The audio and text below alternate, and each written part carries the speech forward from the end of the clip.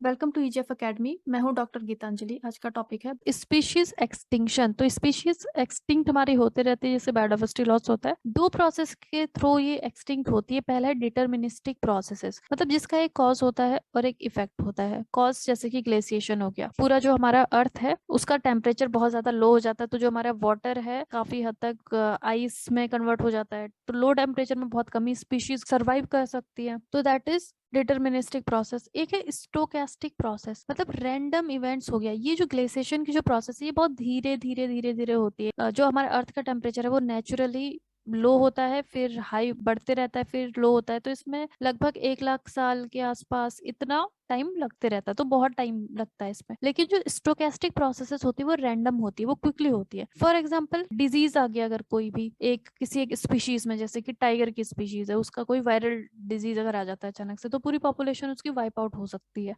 खत्म हो सकती है। अगर वेदर पैटर्न है, अनएक्सपेक्टेड वेदर, जैसे कि साइक्लोन्स वगैरह आ गया, तो अगर कोस्टल एरिया पर कोई स्पीशीज पाई जाती है वो वहां से खत्म हो सकती है। फूड सप्लाई किसी भी तरीके से कम हो गया, कॉम्पिटिटर्स बहुत बढ़ गए, प्रीडेटर्स, पैरासाइट, ये सब सारी चीजें जब बहुत बढ़ जाती है तो स्पीशीज एक्सटिंक्ट हो जाती है। इसे हम स्टोकेस्टिक प्रोसेसेस कहते हैं। तो इसीलिए स्पीशीज का सर्वाइवल है वो डिपेंड करता है डिग्री ऑफ जेनेटिक डाइवर्सिटी पे।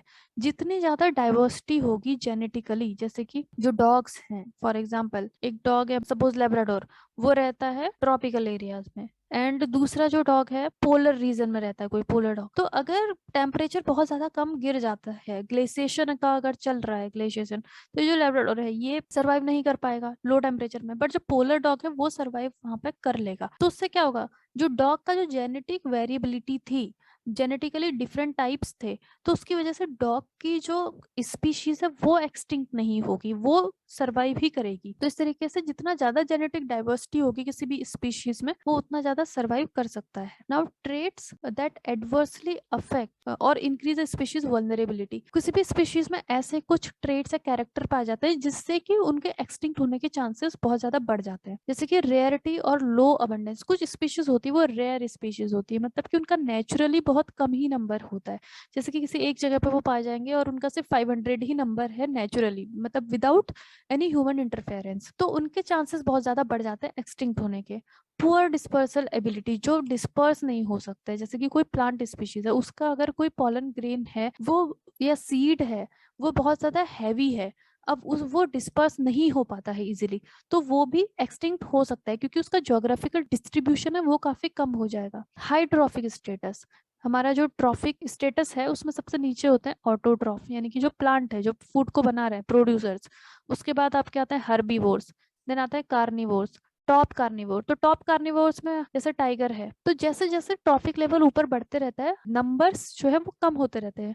प्लांट्स का नंबर बहुत ज्यादा होगा, सपोज 10,000 है किसी एक एरिया में, हर्बीवोर्स का नंबर उससे कम होगा 5,000। जो कार्निवोर्स है वो और कम होंगे, सपोज 2,000। तो टॉप कार्निवोर्स और भी कम होते हैं। यही नेचुरली होता है, जैसे कि 500, क्योंकि जो टॉप कार्निवोर्स होते हैं उनका नंबर ऑलरेडी बहुत कम होता है, तो इसलिए उनके एक्सटिंक्शन के चांसेस काफी ज्यादा बढ़ जाते हैं। Then low adult survival rate, कोई भी ऐसे ऑर्गेनिज्म जिनके जो एडल्ट्स होते हैं अगर उनका सर्वाइवल रेट कम है तो वो भी एक्सटिंक्ट हो सकते हैं जल्दी। नाउ को एक्सटिंक्शन, को एक्सटिंक्शन का मतलब ये है ऐसे ऑर्गेनिज्म जो एक दूसरे पर डिपेंड है, जैसे कि इबोनी ट्री। इबोनी ट्री को चाहिए बैट्स, ये बैट क्या करते हैं, पॉलिनेशन करते हैं, और पॉलिनेशन से ही जो ट्री है जो सीड बनता है और उसी से दूसरा प्लांट ग्रो करता है।